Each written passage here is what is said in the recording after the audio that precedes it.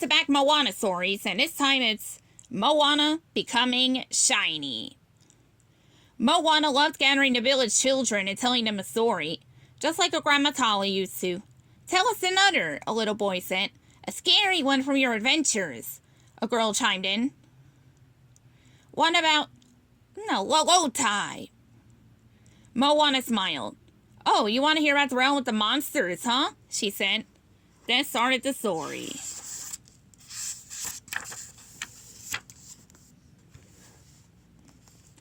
When Maui and I were on our adventure to return to Heart of Tafiti, we visited, Lolotai. There we met a giant crab monster named Tamatoa.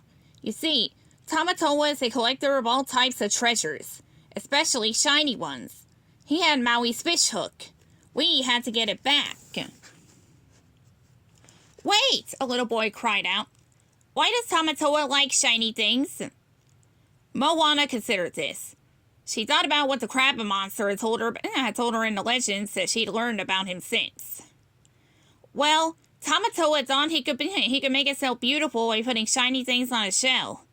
He believed that outer beauty was more important than inner beauty.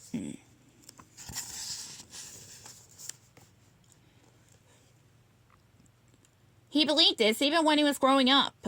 Monsters, like Tamatoa, liked to hear scary stories too, but their stories were always about Maui. He defeated so many monsters that a lot of them were afraid of him. And everyone knew two things about the demigod: that he had a powerful fish hook, and that he was covered in magical tattoos. Maui inspired little Tamatoa.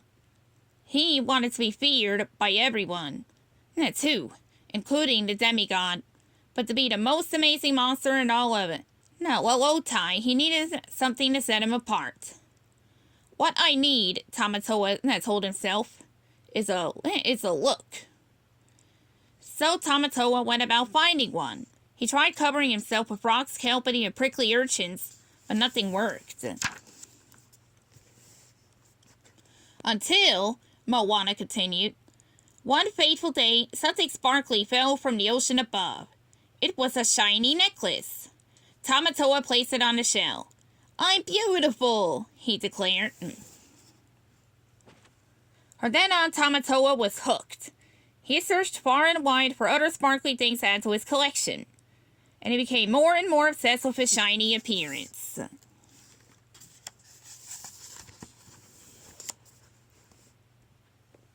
He stole precious items from men and from his fellow monsters, making new enemies wherever he went. He would cross paths with Maui, though that didn't end well for Tamatoa. In the end, he escaped.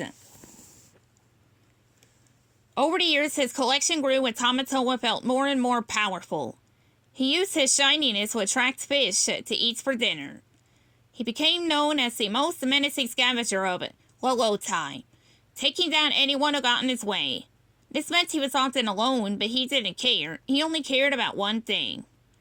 "I'm always the most glittery one in the room," he said.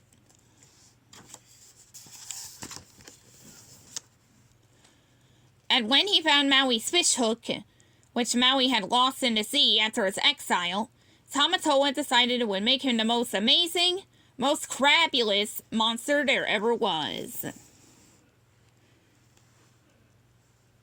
"And that's when you and Maui come in," shouted one of the kids listening to her story. "That's right," Moana said. "We went to get Maui's fish hook back.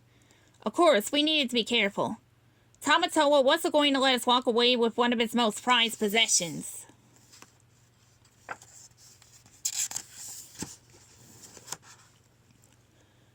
But with some great teamwork and some shiny distractions, Maui and I were able to get the fish hook and escape from Lolotai.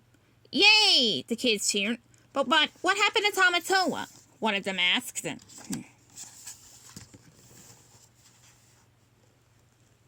"Well, he was stuck on his back for a little bit. He yelled for help, but he was so selfish to take it from so many other monsters, they began stealing from him."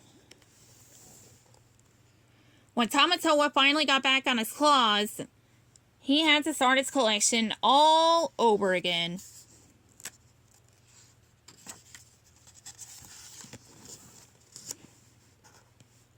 So hopefully he learned that treating others well is better than being shiny.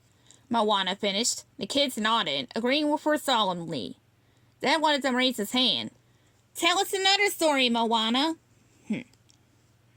The end.